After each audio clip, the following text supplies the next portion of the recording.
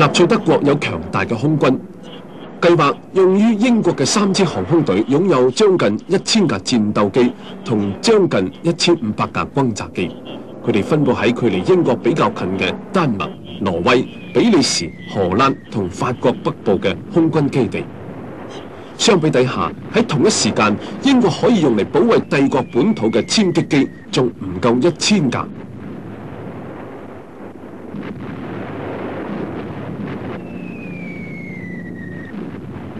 不列顛戰役之初，德國空軍嘅主要目的係奪取制空權，襲擊嘅重點係英國嘅空軍機場。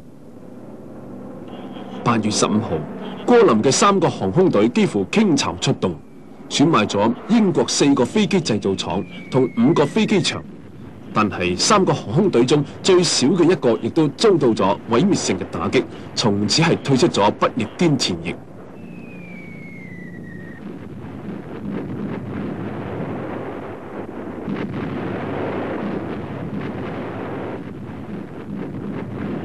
納粹空軍同時亦都襲擊英國面對英吉利海峽嘅港口，咁樣做嘅表面目的係為咗實施海獅計劃掃清道路嘅，暗藏嘅殺機就係引誘英國飛行員喺海峽上空作戰，從而發揮德國戰鬥機喺數量上嘅優勢，消滅皇家空軍戰鬥機。空戰係對飛機性能同飛行員素質嘅綜合考驗。英德兩國戰鬥機嘅性能差唔多，德國戰鬥機嘅速度比較快，上升度比較高；英國戰鬥機就更加靈活，火力配備較強。但係從實戰結果嚟睇，德國戰鬥機被擊毀嘅數目係英國戰鬥機嘅1倍。點解會出現呢種差異呢？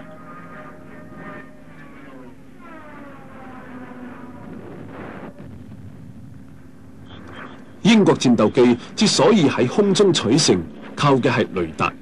德國飛機從西歐嘅基地起飛冇幾耐，佢哋嘅無線電回波就喺英國雷達上面顯示出嚟。佢哋嘅航程被精確咁計算出嚟之後，英國戰鬥機司令部就可以確定喺乜嘢地點、乜嘢時候迎戰最有利。而德國當時仲唔具備呢種戰爭中發展起嚟嘅新技術。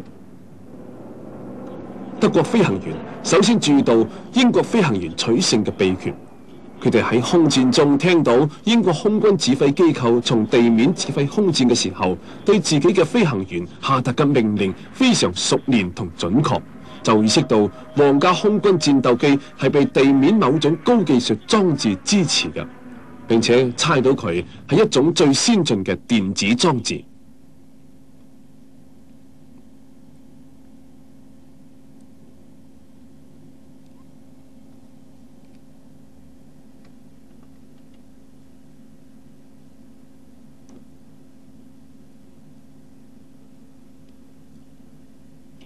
德國飛行員終於發現，指揮皇家空軍駕駛員嘅關鍵設施係地面雷達線形站。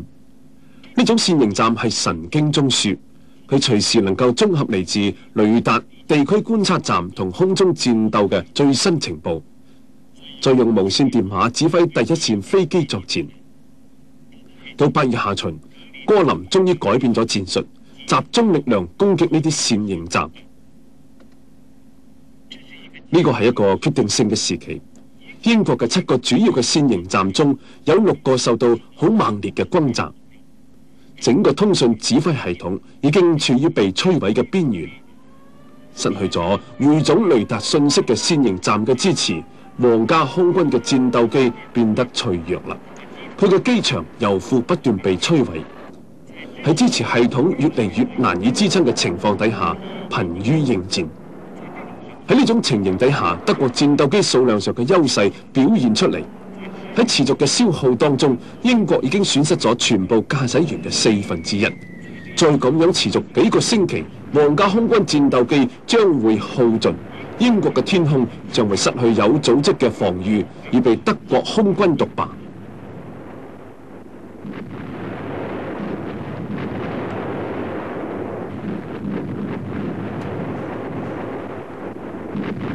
而就喺呢個時候，戈林突然間犯咗一個錯誤，去拯救咗已經被打到暈頭轉向、岌岌可危嘅皇家空軍，成為不列顛之戰嘅重大轉折點。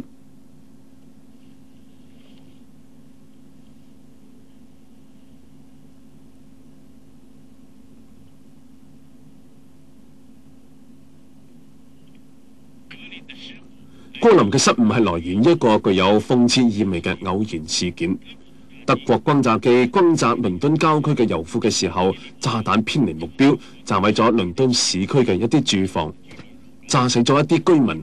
英國人決定採取報復措施。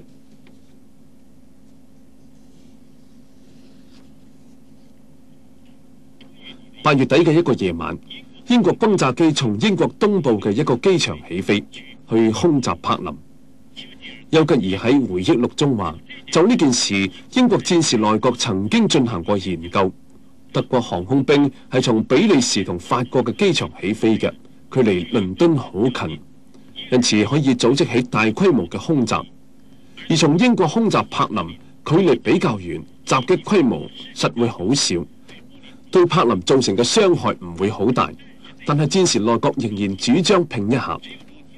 要使希特勒認識到英國人嘅憤怒同意志力，先至能夠打亂希特勒嘅既定作戰計劃。呢種講法聽起身顯得好空泛，但事實上正係由於呢一次空襲而改變咗納粹德國對英國嘅轟炸目標。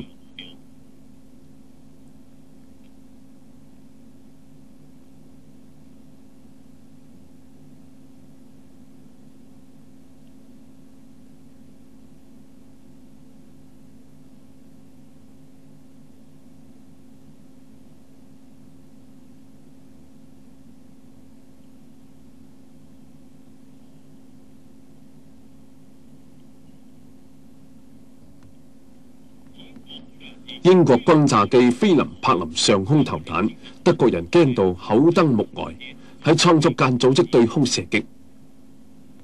戈林曾經一再保證，德國空軍可以轟炸其他國家嘅城市，其他國家嘅空軍斷然唔能夠飛臨德國嘅上空。但呢種事情居然係發生咗，希特勒惱羞成怒，9月4號宣稱要將倫敦同英國其他大城市夷為平地。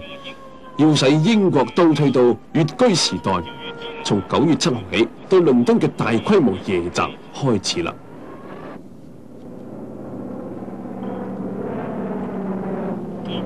德國轟炸機同戰鬥機喺傍晚起飛，好似一群蝗蟲咁飛過海峽。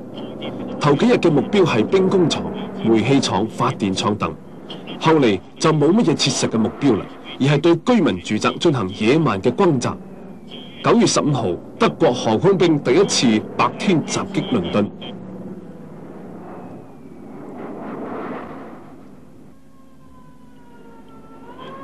倫敦嘅地下建築唔係好發達，唯一靠得住嘅防空設施係地下鐵道，其他嘅都係臨時性嘅。但倫敦嘅居民係經過防空訓練嘅，無論係出入防空設施，抑或係喺其中活動，都有條不紊，秩序整然。倫敦已經喺危機當中融為一體。9月15號，皇家空軍擊毀德軍飛機60架，自己損失24架。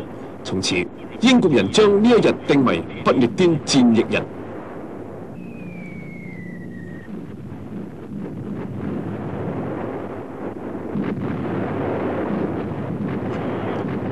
9月15號之後，德國空軍又去襲擊其他英國城市。襲擊面越嚟越寬，喺呢個目標上邊越走越遠，結果必然係減少對雷達站、空軍機場、飛機製造廠嘅轟炸。皇家空軍居然利用呢個空隙恢復咗元氣。丘吉爾知道，皇家空軍之所以冇被打垮，抵押嘅係城市居民嘅生命同財產。倫敦南部窮人居住區域被炸之後，佢匆匆忙忙咁走去，到咗現場就喊起身啦。當其時，旁邊有個婦女話：佢喊啦，佢真係喺度關心我哋。丘吉爾喺回